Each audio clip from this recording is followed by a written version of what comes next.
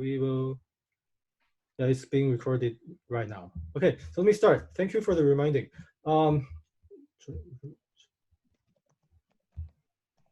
So here we are, I'm going to invite you for homework 10 to implement locally linear embedding at the fast version, okay? So this paper is about a follow-up, which I make it faster. And so the overall architecture is the crucial part is to train a kind of mapping between the source speaker and the target speaker, and we call them dictionary. So in this dictionary, you can imagine that we have a matrix, basically. And each column is one frame, right? Each column is one frame.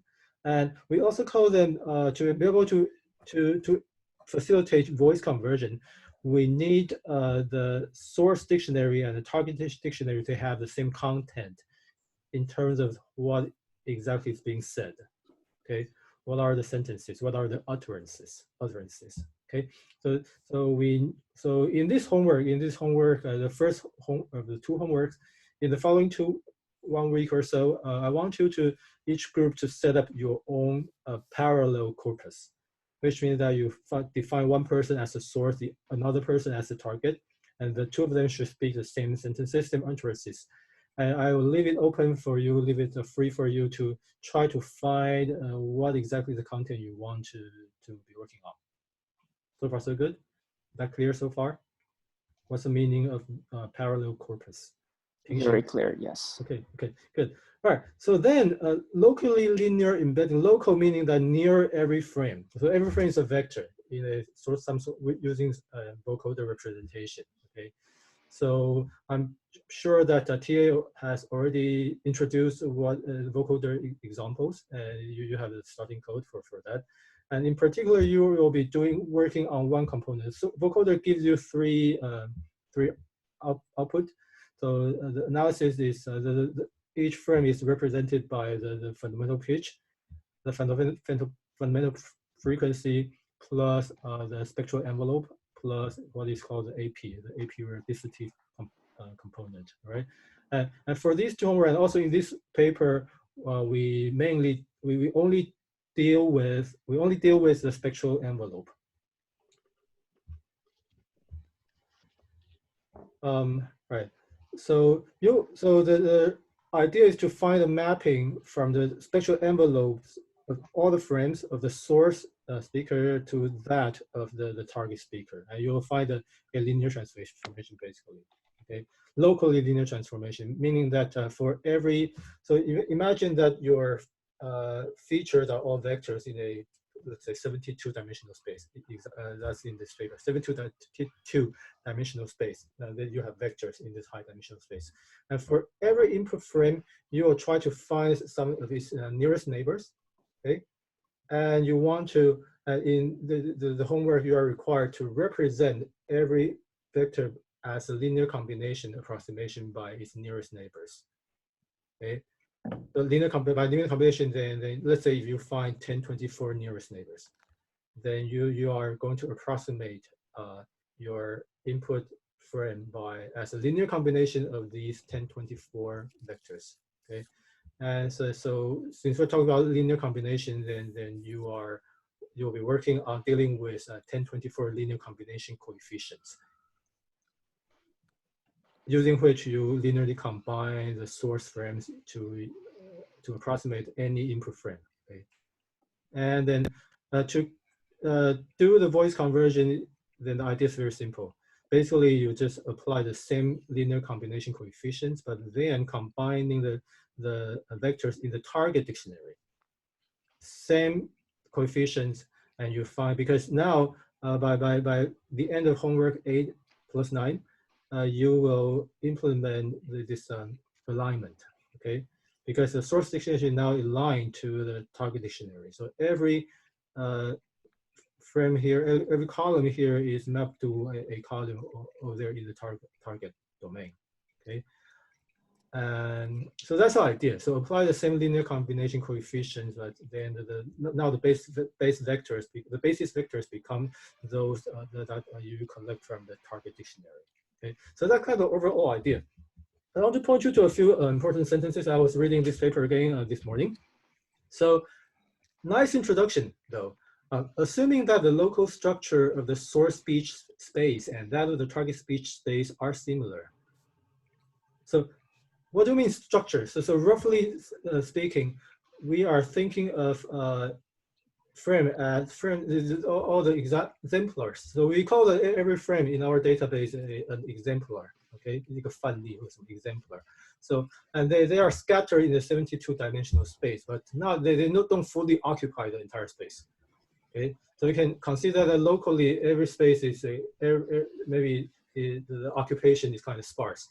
So with the rank, maybe the local rank is you can project it into a lower dimensional subspace. Okay, and like in terms of differential geometry, we also call that subspace, call that the kind of space. Locally is linear, but globally we call it a manifold. Manifold. I'm not sure if you have learned this, you've heard of this word manifold.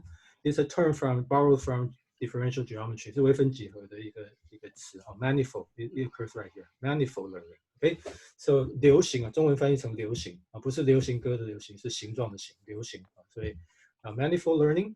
And so assuming that so we're talking about geometry. Okay, so the structure really means how the data are scattered locally. So assuming like locally how they're scattered in the source space is very pretty much similar to the target space, and this is an important assumption.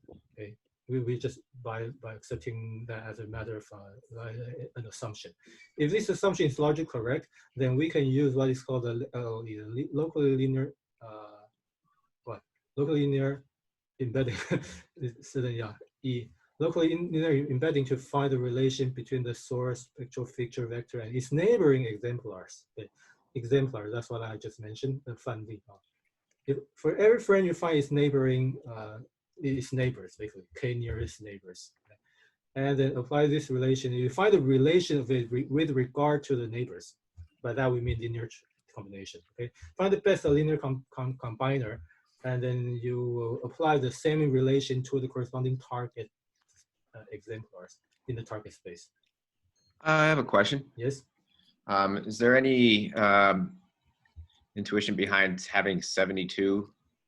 Right. 72 is a detail I just stick with this paper. 72 means 24 by 3. We'll get to that. So 24 male coefficients plus their delta and delta delta. Okay. Yeah. So that's the answer. Okay. So given the kind of general framework, that here comes the kind of a brief description. All right, so we have so this is actually homework 10. Okay, so please don't worry too much if you found it challenging to to understand all of these, because this is really homework 10. Okay, but in homework 10 you will the first step is to the traditional LLE is to for each input frame you identify a locally linear patch. Patch meaning a collection of frames, a collection of feature vectors. Okay, we call them locally linear patch, and we denote it as A sub T, which is a matrix. Now you can imagine that this matrix is a dictionary. No, I shouldn't say dictionary. I should say the dictionary is much larger. But for the large dictionary, you select a patch. You select nearest neighbors, basically. So identifying a locally linear patch AT from the source dictionary. Okay, this dictionary is much larger by finding a set of k nearest neighbors. Okay, given any input. Okay, given one frame of input, you find a k nearest neighbor, and you call them. You collect them to form k column that we call it A sub T. We call it a locally linear patch corresponding to any given frame, any given input frame that is denoted by X sub T. Okay, so that's the first step. And the second step, loosely speaking, you will characterize the local geometry. I really love this, how this paper is written. It's beautiful. Okay, so as far as I know, is one of this co-author. His English is their English is really good. I think it's even better than me. So it is wonderful. Okay, the writing is beautiful. We will coming back to the second point, characterize the local geometry by finding the weight vectors, linear combination, weights, right? So we will linearly combine these locally linear patch vectors, combine them to approximate our frame. So that's the idea. That's good enough.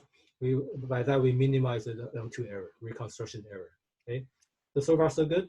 And the third step is simple. After we identify the weight vector, then we apply it to the target, the corresponding target patch. And the result is that's the result of voice conversion. That's loosely speaking. Okay, 3 steps. But then when I continued reading, I found that I almost want to apologize to you. Okay, so next week we continue to dig into. So I want you to start reading this paper. So on Thursday we can talk more about when we meet in the classroom. We can talk further about the mathematics. Okay, but roughly that's the idea. 3 steps. And so starting, and let me also mention that in this paper, so this is like the former work of the predecessor of this paper. And what's new about this paper is that we try to accelerate the conversion by the first step right here. Now that the fast LOE becomes possible because we scaffold the data manifold by M anchors. Again, I thought these are beautifully named. Okay, scaffold 鹰架 骨架 okay, and anchors 锚点 抛锚的锚 okay. So I was trying to, so we scaffold, we kind of 我们把支撑出来，骨架是拿来支撑。We use scaffold to kind of support something, right? When you build a high building, you have a scaffold on the outside the building, while the workers are building. So scaffold, the data manifold is scaffolded by M anchors. So basically, in this you will need to apply a k-mean method, okay, which is a standard clustering algorithm, and we will give that to you. Sorry for interruption. Yes. Some students haven't been allowed to enter this week. Oh, okay. Only one, Cai Yinjun. I hit the button like 10 times, but still, somehow I couldn't let him in. For some technical reason, I'm not sure why. 老师，那个你有分享荧幕的那个 slide 吗？有啊，我现在正在分享，应该正在分享 PDF 啊，一直都没有看到吗？对，我一直都没有看到哎。其他同学有看到吗？我这边有。没有还是有？有，我有看到。有吗？哈。哦，好吧，那很多。Sorry, anyway, so in any case, we are recording the video. Okay, I hope. Thank you for reporting because this is important. I want you to see what I'm talking.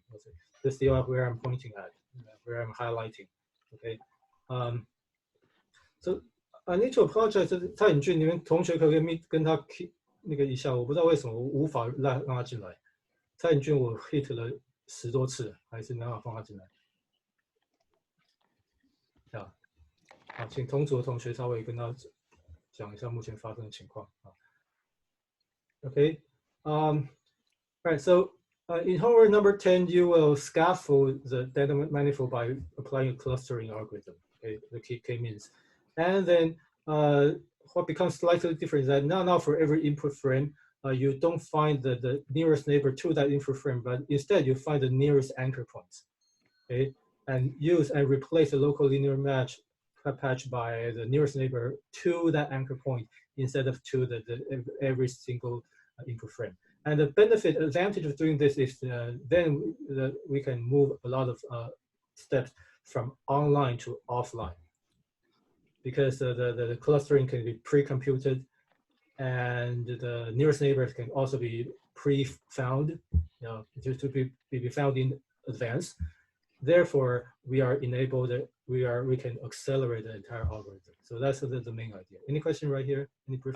Yes, I'm a little unclear on the manifold concept at the moment. Is it still in 72 dimensions, or has it been reduced in any way? Not yet. Not yet. Okay, so this is just the terminology to refer to the sparse representation through 72 Right. dimensions? But given that we want to continue this discussion maybe face to face, right? Because Okay. let me jump to my next point. Okay. Okay. Then what I found the point at which I feel that I need an apology to you is right here. Okay. So now we have the loss function. Okay. The loss function is xt's, the L2 norm, put a Lagrange multiplier, and it seems that this one transfer one is a vector of length consisting of all ones in the element 1, 1, 1, 1. That's the one vector. Okay, so it seems that by this Lagrange multiplier, we are imposing a constraint that the sum of the weights should be equal to 1, right? Lagrange multiplier. Okay, so if we can accept that, but then I have problem with this loss function simply because I think Jonathan was asking a good question, because remember that I was telling you that the dimension of our feature space is 72, right? And if we read the paper, we found that the dictionary is large. And we found we find for every input, we eventually find a locally linear patch of many vectors. It turns out that in this paper, it suggests that the size of locally linear patch, each locally linear patch consists of 1024 vectors. Okay, so now we have 1024 vectors in the 72-dimensional space, and we use them as the basis. Not the basis. We use them. We linearly combine them to approximate any given vector, and that's bullshit. Because you have more exemplars than the dimension, and you can you're almost guaranteed to always be able to find the exact solution. Unless by any chance the combination of 1024 vectors turns out to be the space spanned by 1024 vectors is smaller than 72. You see what I'm saying? So I found it difficult to deny that.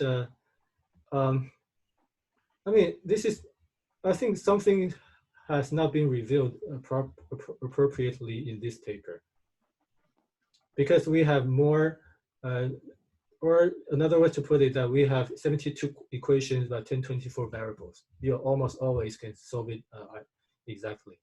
And if you have you almost always have infinitely many solutions. So I think something is not written precisely. Okay, and I want to, as one of the authors, I need to be, resign. This is about,无限上纲化. This is not a good example, right? Unless some of you can point to me what I'm missing, but turn out that let's stop here, because I really get stuck right here. Okay, and that's related to the question that Jonathan just raised. Okay, is the dimension still 72, or do you have any insight? Does any of you previously work on manifold learning? Let me just remove this. And there's also one tiny detail I want to point out. I believe that because this is also my student's master's thesis. So I remember that in his master's thesis, I confirmed with him that actually we, somewhere in the middle of all these, you need to remove the mean and only linearly combine the vectors after removing the mean from the locally linear patch. But another way to put it, that there is a translation vector. There is a translation vector and bias vector that also needs to be removed first and then applied back before synthesis. Okay, so a lot of details here, but please don't worry too much at this point, because we still get more than 1 month about one full month to work on this. Okay, but I want to dig further next time when we meet in the classroom. I want to talk about the math. I'll prepare for that. I'll try to figure out. Maybe I'll try to contact the first author to confirm what's going on. Okay. All right. So any comments right here?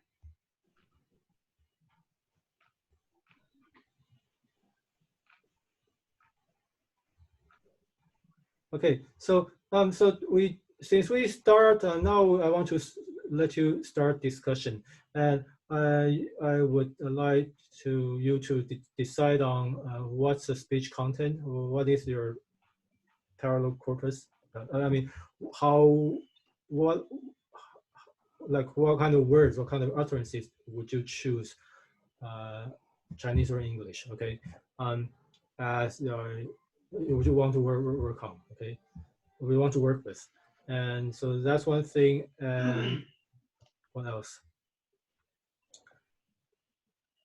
And then in this homework, I hope that by the end you will finish the alignment part. At least for every frame in the source dictionary, you will find the corresponding target frame. Okay, that mapping has to be established before we move on to the LOE. Okay. So yes, we need to turn that in on next Thursday or next Wednesday rather. Right. Yeah. So next Tuesday, it'd be good if you can demonstrate. You can show other groups that what are what are those sentences? Do you work on Mandarin? Do you work on English? And what are your sentences? And one question, right? One potential question, maybe since nobody asked, I'll just answer myself. You might wonder then how large should our database be, right? Should it be like 1 hour or just 10 minutes would be enough, right? Does anybody has anybody wonder about that? How large should our database be? Should be our database. Then the answer is somewhere in the paper. At least there is a suggestion. So here, N is the size of dictionary. Okay, the Power Dictionary they had 11,000 frames. Okay, 11,000 frames, and actually they every second they partition the short-time Fourier transform into the hop size is 5 milliseconds. 5 milliseconds. So that means that 1 second is 200 frames. Then 11,000 frames is equivalent to just 1 minute. And that's kind of surprising. Just a bit less than 1 minute. Okay. So if you can create 2 minutes of people speaking, reading the newspaper or something, that might do the job. That might be enough. Okay, so that's roughly to give you an idea. Okay, how large should the database should be the database? I think it's kind of interesting. They don't seem to consider the phonetic content within the. Well, actually, they quote their own work. Okay, so they cited their own work. There's the kind of a database that might have been well designed. Okay. Okay. So we'll let Jonathan to figure out. Since you go to Academia Sinica, it's a Sinica database. 中研院的. Okay, thanks. Right. Anyway, so it might be a bit surprising. 1 minute might be enough. Might do the job. And that's my impression too. This thing can work as long as, because after you talk for a while, you cover all the most of the Mandarin phonetic combinations. Yeah. So were we supposed to have any code to show today, or no? Today, no. But also, by the way, I want to. How is the discussion on final project going? So that's also another thing. If you have I appreciate if you can start a conversation on that. Who will work with who, and what is your topic? What's maybe you don't need to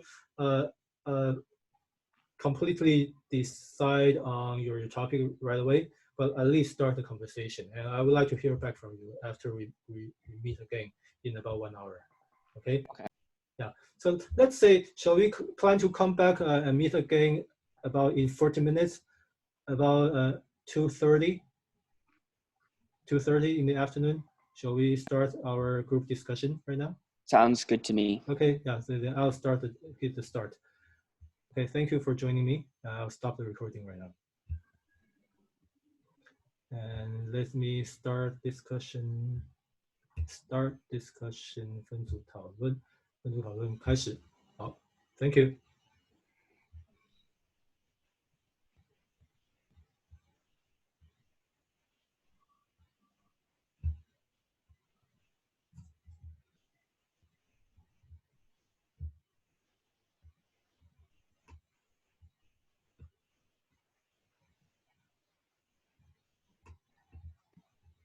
Hi, Professor. Can you hear me?